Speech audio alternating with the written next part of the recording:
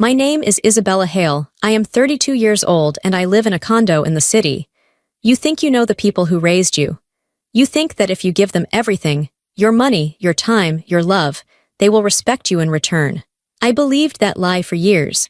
But one phone call on a Tuesday afternoon shattered that illusion forever. I was sitting at my desk, looking over marketing reports when my phone buzzed. It was Mrs. Gable, my elderly neighbor at my lake house property 2 hours away. She sounded frantic. She asked why I hadn't told her about the major renovations. I froze. I wasn't doing any renovations. I hadn't authorized anyone to touch that house. Isabella, she whispered, there are excavators here. They are tearing down the sunroom. Your brother Marcus is directing them. Your parents are measuring the yard. My heart stopped. I felt cold all over. My name is Isabella. I am 32 years old. For 7 years, I have been the financial backbone of my family. I bought my parents their home. I paid my brother's rent. I thought I was being a good daughter. But in that moment, staring at my phone, I realized the horrible truth. They weren't just visiting my property. They were stealing it. And they didn't think I would do a single thing to stop them. But before I tell you how everything flipped, like and subscribe, drop a comment. Where are you watching from? My name is Isabella Hale. I am 32 years old. To understand why that phone call destroyed me, you have to understand the last 7 years of my life. You have to understand that I didn't just love my family. I survived for them. I worked for them. I built my entire life around making sure they were safe and comfortable. I grew up thinking that love was a transaction. If I was good, if I achieved things, if I gave enough, then maybe I would be valuable. My brother Marcus was different. He was the golden child. He didn't have to do anything to be loved. He just had to exist. If he failed a test, my parents blamed the teacher. If I failed a test, they asked why I wasn't studying harder. I carried that dynamic into adulthood. I started my marketing business when I was 24. I worked 18-hour days. I missed birthdays. I missed dates. I didn't take a vacation for 4 years. I built my company from a laptop in a coffee shop into a firm with 20 employees. And the moment I made my first real profit, I didn't buy myself a car. I didn't buy myself a designer bag. I bought my parents a house. Their old rental was falling apart. The landlord was raising the rent every year and my father's pension wasn't enough. I saw the stress in my mother's eyes, so I stepped up. I put down a massive down payment on a beautiful 3-bedroom bungalow in a nice neighborhood. I put the mortgage in my name because their credit was bad, but I told them it was their home. Thank you, Isabella, my mother had said then. She hugged me. It felt real. It felt like I had finally earned my place at the table, but that was just the beginning. Over the next 7 years, the boundaries disappeared. It started small. Marcus needed help with his car insurance. I paid it. Then he needed a security deposit for an apartment because he wanted to move in with his girlfriend, Jennifer. I wrote the check. Then it became expected.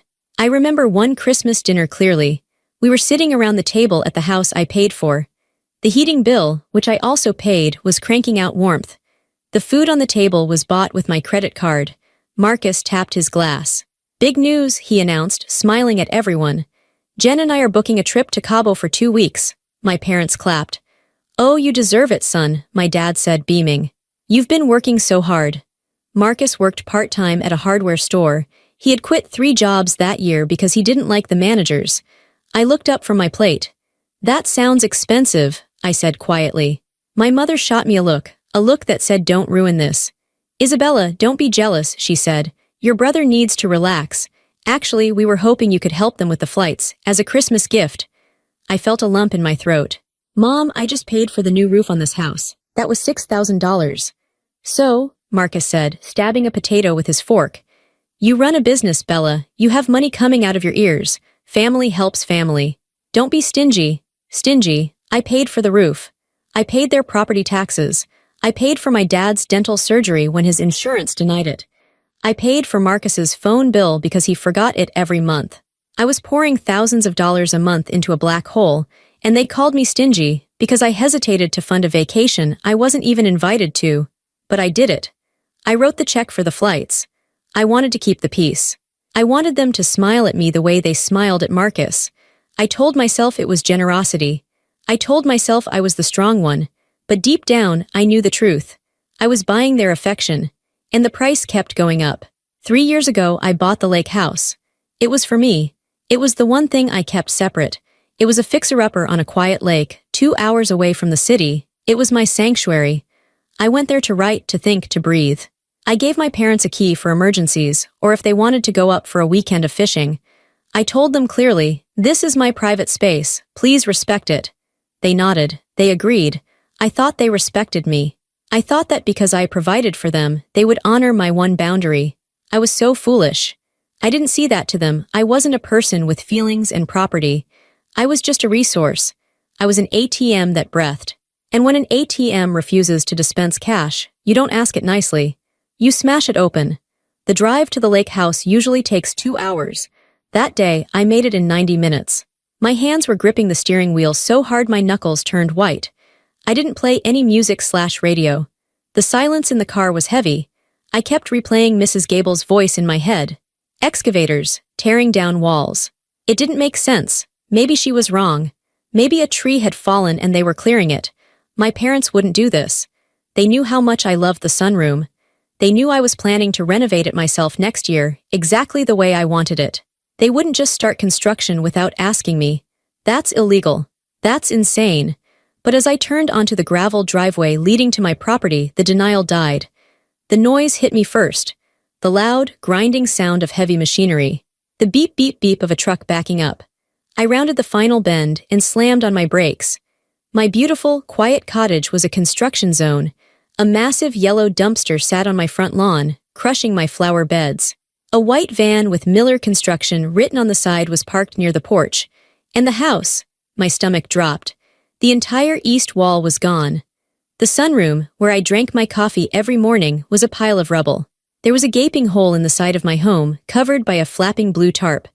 I got out of the car. My legs felt shaky. I walked toward the chaos. I saw my father first. He was standing by the dumpster, holding a blueprint, pointing at something.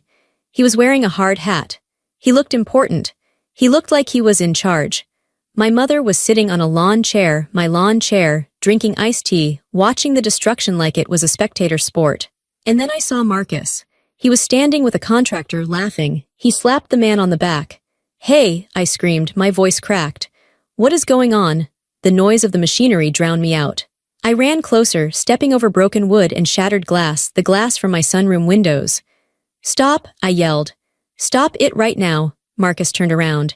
He didn't look guilty, he didn't look scared, he looked annoyed. "Bella," he said, shouting over the noise. "What are you doing here? Mom said you were busy this week."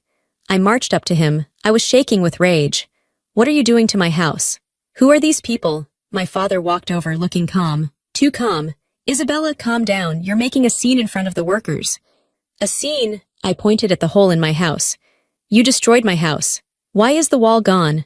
"We're expanding," my father said, as if he were explaining something simple to a child. The sunroom was too small. If Marcus and Jennifer are going to live here, they need a proper master suite. And we need a nursery for the baby. The world stopped spinning. "Live here," I whispered. "Baby." "Jennifer is pregnant," my mother called out from her chair, smiling. "Isn't it wonderful? We're going to have a grandbaby." "And they can't stay in that tiny apartment," my father continued.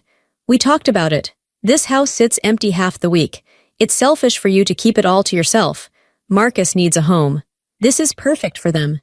We're adding a second floor to the garage for me and your mother, so we can help with the baby." I looked from my father to Marcus. They were looking at me with total entitlement. There was no shame. They had planned my life for me. They had decided that my property was community property. "I never agreed to this," I said, my voice low and dangerous. "I never said Marcus could live here.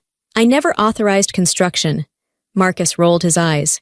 "Don't be a brat, Bella. You have the condo in the city. You make plenty of money. You don't need this place. We're family. We decided this was the best solution."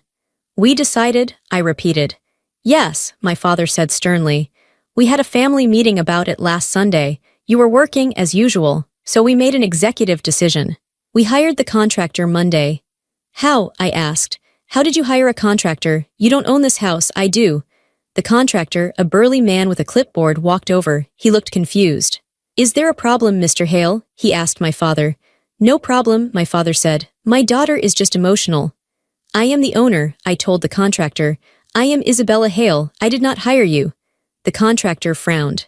I have the contract right here, ma'am, signed by Isabella Hale, and I have the power of attorney document attached to the permit application. I felt like I had been punched in the gut. Show me, I demanded. The man handed me the clipboard. I looked at the signature at the bottom of the work order. It read Isabella Hale. It was a good forgery, but it wasn't mine. And behind it, a copy of a power of attorney document. I scanned it. It claimed I had given my father full legal authority over the property. It was notarized. I looked at my father. You forged my signature, he shrugged. I signed it for you. It's the same thing, I'm your father. I know what's best. You committed fraud, I said. Oh, stop using big words, Marcus snapped. We're fixing up your dump of a house. You should be thanking us. We're increasing the property value. Who is paying for this? I asked, looking at the crew of 5 men. You are, my father said. I used the credit card you gave me for emergencies. The deposit was $10,000. We'll need another 20 soon. They stole my house. They stole my money to destroy my house. And they planned to move in and push me out. I looked at my mother. She was still sipping her tea. She didn't care. I looked at the house. My sanctuary, it was violated. I wanted to scream. I wanted to pick up a hammer and smash Marcus's car windshield. The anger was a physical pain in my chest. It felt like my ribs were breaking. But then, something shifted. A cold clarity washed over me. If I screamed, they would call me crazy. If I cried, they would tell me I was overreacting. They expected me to throw a tantrum and then give in. That's what I always did. I always complained and then paid the bill. Not this time. I took a deep breath. I handed the clipboard back to the contractor. Isabella, my father said, a hint of warning in his voice. Don't start drama. I didn't look at him. I didn't look at Marcus. I turned around and walked back to my car.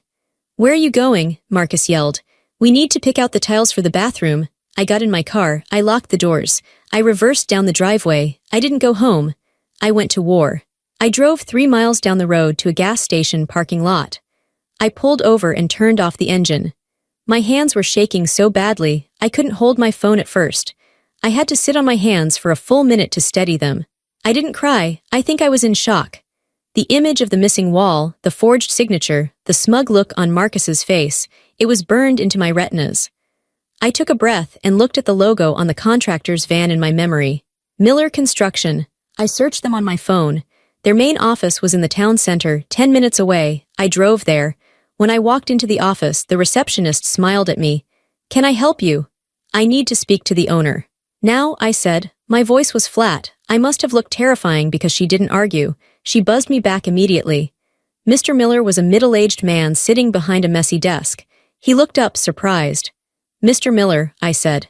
My name is Isabella Hale. You have a crew at 44 Lakeview Drive right now. Yes, he said. Big renovation, adding a master suite and a garage apartment. Your father is overseeing it. My father is not the owner, I said. I am. I pulled my driver's license out and slapped it on his desk. Then I pulled up the property deed on my phone. I kept digital copies of everything in my cloud drive. This is my house, sole owner. No co-signers, Mr. Miller frowned. But I have a signed contract and a power of attorney. The power of attorney is a forgery, I said. I did not sign it. I did not hire you. I did not authorize any work. You are currently trespassing and damaging my property based on fraudulent documents. Mr. Miller's face went pale. In the construction business, working without a valid contract is a nightmare. It means lawsuits. It means losing licenses. Are you sure? He asked. I am calling the police to report the fraud in 1 hour, I said. If your men are still on my property when they arrive, I will include your company in the lawsuit for negligence and destruction of property. He grabbed his desk phone instantly. He dialed a number. Jim, it's Miller. Shut it down. Now pack up the gear, get off the site. I don't care what the old man says. Get off the property immediately. Leave the dumpster, we'll get it later. Just get the crew out. He hung up and looked at me. Work is stopped. Ma'am, I had no idea. I need copies of everything my father gave you, I said. The contract, the permit application, the power of attorney. Everything. He printed them for me. His hands were shaking too. I took the file folder. Thank you. I walked out. I got back in my car and started the drive back to the city. I didn't go back to the lake house to gloat. I didn't want to see them. 10 minutes later, my phone started ringing. Incoming call, Dad. I let it ring. Incoming call, Marcus. I let it ring. Incoming call, Mom. I let it ring. Then the text started coming. Dad. What the hell did you do? The workers just left. Marcus, you are so selfish. You embarrassed Dad in front of the crew. Mom, Isabella, pick up the phone. You are ruining everything. Jennifer is crying. How could you be so cruel, Dad? Fix this? Call the company back and tell them to return. Now, or don't bother coming home for Thanksgiving. I stared at the messages. They weren't worried about me. They weren't sorry they destroyed my house. They were angry that I had stopped them. They were angry that the ATM had malfunctioned. I felt a strange sensation in my chest. It was the death of hope. For years, I had hoped that if I just did enough, they would treat me with respect. I realized now that it would never happen. They didn't see me as a daughter. They saw me as a utility. And when the utility stops working, you don't love it. You kick it. I blocked their numbers. Not permanently, not yet, but for tonight. I needed silence. I drove home to my empty condo. I sat on my couch in the dark. I didn't turn on the lights. I just sat there, holding the file folder with the forged documents. My house was broken. My family was broken. And for the first time in my life, I wasn't going to try to fix it. I was going to protect myself. The next morning, I didn't go to work. I went to see a lawyer. I had used Mr. Henderson for my business contracts before. He was a shark, expensive, sharp, and completely unemotional. Exactly what I needed. I sat in his glass-walled office and laid everything out on the table. The deed to the lake house. The file from Mr. Miller, containing the forged contract and the fake power of attorney. The credit card statement showing the $10,000 charge for the deposit. Mr. Henderson looked through the papers in silence. He adjusted his glasses. Isabella, he said, this is serious. This isn't just a family dispute. This is grand larceny. This is forgery. This is identity theft. Your father committed multiple felonies. Hearing it said out loud made it real. I know. We can file a police report immediately, he said. Given the amount of money and the damage to the property, your father could be looking at prison time. Your brother too, if he was complicit. Prison, my dad in handcuffs, my mom crying in a courtroom. The image made me sick. Despite everything, the guilt was hardwired into me. I couldn't send my 70-year-old father to jail, not yet. I don't want to file criminal charges yet, I said. I want to handle this civilly first. I want them out of my life and I want my money back. Okay, Mr. Henderson said, then we evict them. Evict them from the lake house, I asked. No, he said. We evict them from their house. I blinked. What? The house they live in, the bungalow, who owns it? I do, I said. I bought it 7 years ago, but I let them live there rent-free. There's no lease. If there's no lease, they are tenants at will, Mr. Henderson explained. You have the right to terminate that arrangement with proper notice. Isabella, they destroyed your property. They stole $10,000 from you. They attempted to seize your vacation home. You cannot continue to subsidize the people who are robbing you. He was right, but the thought of kicking my parents out of their home, it felt like the ultimate sin. It went against every instinct I had as a daughter. I need to know the damage first, I said. Mr. Henderson nodded. I'll send a forensic assessor to the lake house today. We'll get a dollar figure on the destruction. The assessor's report came back 2 days later. The damage was extensive. They had compromised the structural integrity of the east wall. The electrical wiring had been ripped out unsafely. The sunroom foundation was cracked. Total estimated cost to repair, $15,000. Plus the $10,000 stolen deposit. Total loss, $25,000. I looked at the number. $25,000. That was a car. That was a year of college tuition. And they had done it in 3 days without asking me. That afternoon, I unblocked my phone. I had 47 voicemails. One was from Marcus. Bella, you better fix this. Dad is losing his mind. You're acting like a psycho. Just let them finish the work. It's for the family. One was from my mom. I don't know who you think you are. After everything we did for you, raising you, you treat us like criminals. You are an ungrateful child. Ungrateful. That was the word that did it. I had given them a house. I had given them everything. And because I stopped them from stealing more, I was ungrateful. I called Mr. Henderson. Draft the papers, I said. My voice was steady. Which ones? He asked. All of them, I said. The demand for repayment, and the eviction notice for the bungalow. Give them 30 days. Are you sure? He asked. I'm sure. They are going to fight you, he warned. They will try to emotionally manipulate you. They will use the rest of the family against you. I know, I said. I'm ready. I wasn't ready. I was terrified. But I knew that if I didn't do this, I would never be free. I would be their servant forever. I set up a meeting. I sent a text to the family group chat. Meet me at the bungalow on Saturday at 2 p.m. We are going to talk. Dad, finally, you're coming to your senses. Marcus. Better bring your checkbook. We have contractors to pay. I stared at the screen. They thought I was coming to apologize.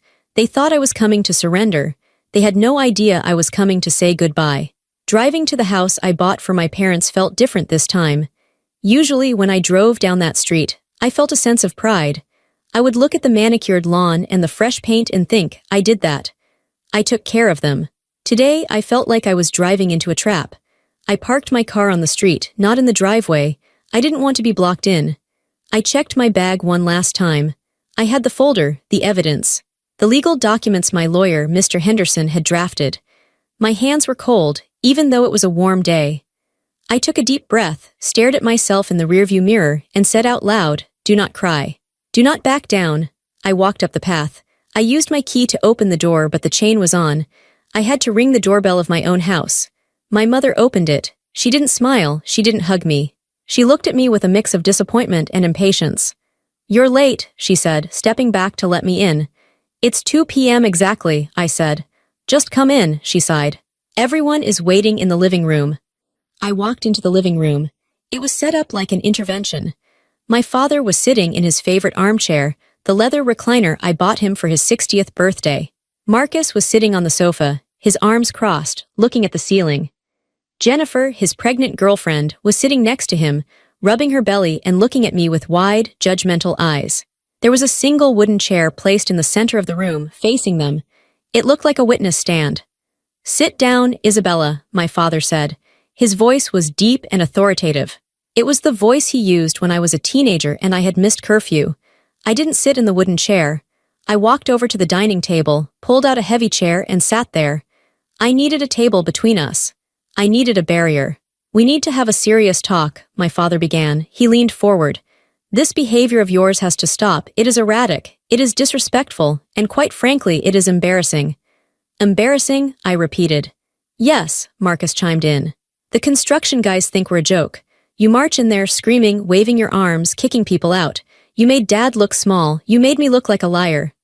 "You are a liar, Marcus," I said calmly. "Hey," he shouted. "Watch your mouth. I am doing what's best for this family. Jennifer is having a baby. We need space. That lake house was just sitting there rotting while you played rich girl in the city. We were stepping up to fix it. By forging my signature, I asked. By destroying a wall. Details," my father waved his hand dismissively. "Technicalities. Look, Isabella, we understand you are stressed with work. Maybe you're lonely. We know you don't have a husband or kids yet, so you get attached to material things. But you need to understand that people are more important than property." My mother nodded in agreement. "Exactly. We are your family. We are the only people who will ever truly love you, and you are treating us like strangers over a pile of wood and bricks." "We have a proposal," my father said. He sounded like he was being generous. "We are willing to forgive your outburst yesterday. We are willing to move past this. But you need to call the contractor right now, on speakerphone, and apologize. Tell him it was a misunderstanding. Tell him to resume work on Monday. And you need to write a check for the next installment of the renovation costs. If you do that, we can go back to being a happy family." I looked at them. I looked at their faces. They weren't sorry. They weren't scared. They truly believed they were right. They believed that because I had money, and they didn't, my money belonged to them. They believed that because I was the daughter, I had to submit. "And if I don't?" I asked. "Then you are turning your back on us," my mother said, her voice trembling with fake emotion. "You are choosing money over your brother's child. You are choosing greed over love. And I don't know if I can have a daughter like that." Jennifer spoke up for the first time. Her voice was soft and pitying. "Isabella, think about the baby. Don't you want your nephew to grow up in a nice house by the lake? Don't you want to be the cool aunt? Why do you have to be so difficult?" Difficult. I sat there in silence for a long moment. The ticking of the grandfather clock in the hall was the only sound. I remembered buying that clock. I remembered buying the sofa Marcus was sitting on. I remembered paying the electricity bill that kept the lights on. "I have a proposal too," I said softly. "Good," my father nodded. "Let's hear it." I opened my bag. I took out the thick folder. I placed it on the dining table. The sound of the heavy paper hitting the wood was loud in the quiet room. I don't think you understand the situation, I said. You think this is a family argument. You think we are negotiating. I opened the folder. This is not a negotiation. I spread the papers out on the table, one by one. I took my time. I wanted them to see everything. This, I pointed to the first document, is the forensic assessment of the damage you did to my lake house. The structural engineer visited yesterday. You destroyed the load-bearing wall. You ruined the foundation of the sunroom. The electrical wiring you ripped out is a fire hazard. My father scoffed. It's a fixer-upper. It was already broken. No, I said. It was old. Now it is broken. The cost to repair the damage you caused is $15,000. I laid down the second document. This is the bank statement showing the $10,000 you charged to my emergency credit card without my permission. That is theft. I was going to pay you back, my father argued. With what money, Dad? I asked. You haven't worked in 5 years. You live in a house I pay for. You eat food I buy. How dare you throw that in my face, my mother hissed. I ignored her. I laid down the third document. This was the heavy one. This is the affidavit from the notary public. My lawyer tracked it down. It proves that the power of attorney you gave the construction company was forged. You signed my name. That is a felony. It carries a prison sentence of up to 5 years. The room went very quiet. My father's face lost some of its color. Marcus uncrossed his arms. You wouldn't put your own father in jail, Marcus said, but his voice wasn't so confident anymore. I don't want to, I said, but I will if I have to. I picked up the final document. It was stapled in a blue legal cover. So, here is the deal. This is the only deal I am offering. I looked at my father directly in the eyes. You will pay me back the $15,000 for the repairs. You will return the $10,000 you stole. And, I slid the blue document across the table toward them. You have 30 days to vacate this house. My mother gasped. She put her hand over her mouth. What? This is an eviction notice, I said clearly. This house belongs to me. I have allowed you to live here rent-free for 7 years. That ends today. You are tenants at will, and I am terminating the tenancy. You can't do that, my father shouted. He stood up, his face turning red. This is my home. I raised you. You owe me. I owe you nothing. I stood up too. My voice finally rose. I have given you hundreds of thousands of dollars over the years. I bought this house. I paid the taxes. I fixed the roof. And you stole from me. You forged my name. You tried to steal my other house. You bit the hand that fed you, and now you are surprised that the hand is pulling away. Where are we supposed to go? My mother started crying. Isabella, we are old. We can't afford rent in this market. That is not my problem anymore, I said. Maybe Marcus can help you. He's the favorite, right? Let the golden child take care of you. Marcus jumped up. I can't afford them. I work part-time. I have a baby coming. Then maybe you should get a second job instead of planning vacations you can't afford, I snapped. You are a monster, Jennifer spat at me. You are kicking a pregnant woman and elderly people onto the street. You are heartless. No, I said. Heartless is stealing from the person who supports you. Heartless is gaslighting your daughter into thinking she is crazy for protecting her property. I am not being heartless, Jennifer. I am being an adult, and it is time for all of you to be adults too. My father slammed his hand on the table. I am not leaving. You will have to drag me out. If you are not out in 30 days, I said, my voice dropping to a deadly calm, I will file the police report for the forgery. I will press criminal charges, and instead of moving into an apartment, you can move into a cell. The choice is yours. I picked up my bag. You have 30 days. Do not contact me unless it is to confirm you are moving out. I turned around and walked to the door. My mother was screaming. I have no daughter. Do you hear me? You are dead to us. I paused at the door. My hand hovered over the knob. It hurt. It hurt more than I can explain. It felt like tearing off a limb. But I knew that if I stayed, if I gave in one more time, I would die. My soul would die. Goodbye, I said. I walked out and closed the door on their screaming. I thought the hard part was over. I was wrong. The silence didn't last long. 2 hours later, my phone started blowing up with notifications. Jennifer had gone to Facebook. She posted a long, emotional status update. She tagged me. She tagged my business page. She tagged every relative we had. I never thought I would air family laundry, but I am heartbroken. My sister-in-law, Isabella Hale, has just kicked her own elderly parents and her pregnant brother out on the street. She is a millionaire who cares more about her vacation house than her family's survival. We have nowhere to go. Please pray for us. We are victims of greed. It went viral in our small community. Comments started pouring in. Wow, I thought she was a nice person. Boycott her business. How can someone do that to their parents? Heartless rich bitch. My aunt, my mother's sister, texted me, Isabella, I am ashamed to be related to you. Fix this immediately. My cousins blocked me on Instagram. I sat in my condo, watching my reputation get shredded. My business partners called me, asking what was going on. I felt sick. I wanted to hide. I wanted to delete my accounts and run away. But then I remembered the folder. I remembered the truth. They were using my silence against me. They were counting on me being too classy to fight back. I wasn't classy anymore. I was done. I opened my laptop. I wrote one post. I didn't use emotional language. I didn't call them names. I just posted the receipts. I usually keep my private life private, but I will not be defamed. Here are the facts. I bought my parents a home 7 years ago and let them live there for free. I paid all their bills. Last week, my family forged my signature and a power of attorney document to take control of my separate property. They caused $15,000 in damages to my home while trying to move in without my permission. They stole $10,000 from my bank account. I did not kick them out because I am greedy. I asked them to leave because they committed fraud against me. Attached are the photos of the damage, the forged documents, and the bank statements showing 7 years of my financial support. I hit post. The internet is a funny place. It loves a victim, but it loves justice even more. Within an hour, the tide turned. People saw the photos of the smashed sunroom. They saw the dates on the bank statements showing me paying for Marcus's rent, his car, his groceries.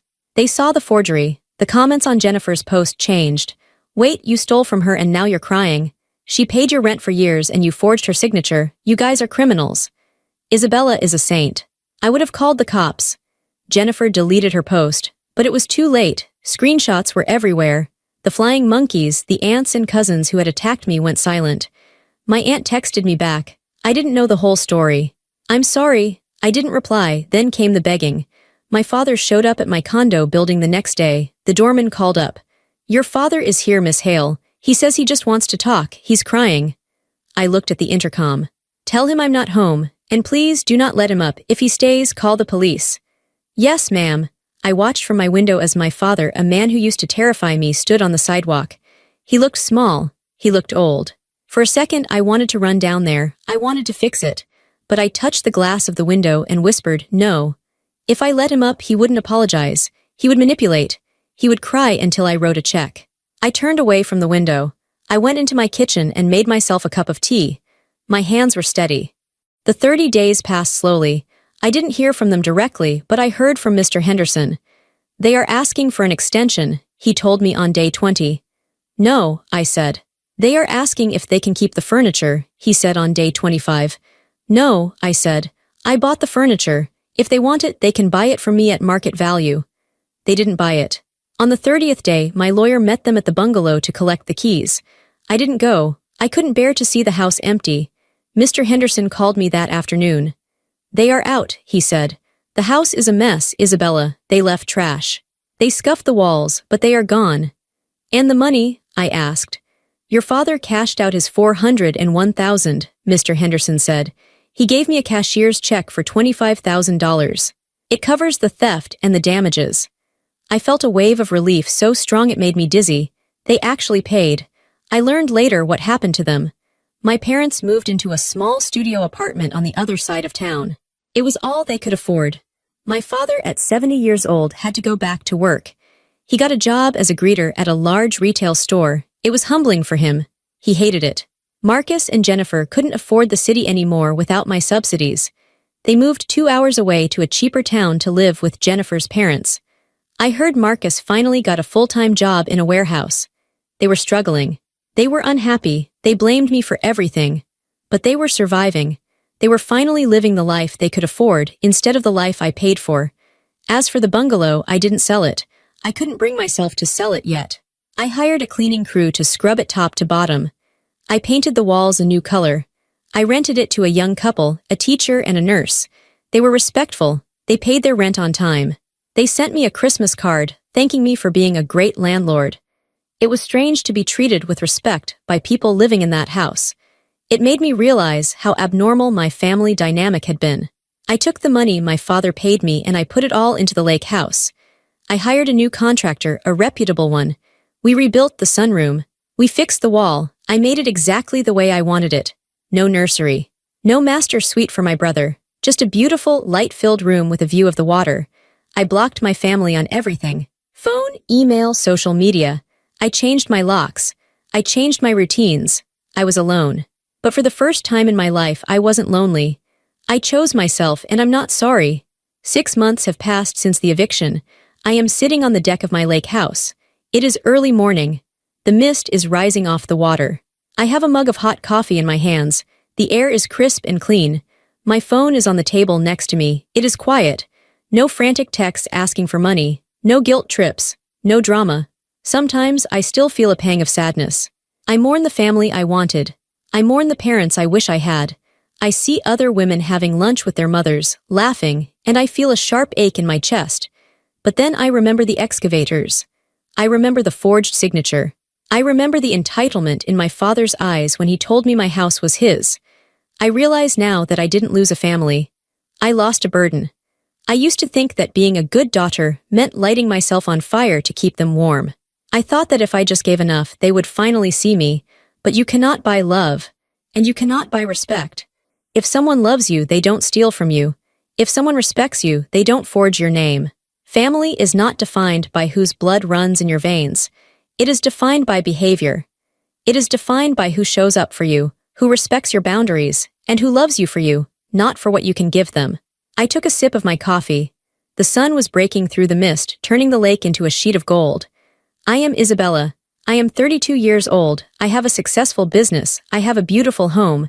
And I have my dignity. I chose myself. And I am not sorry. Protecting yourself isn't cruelty.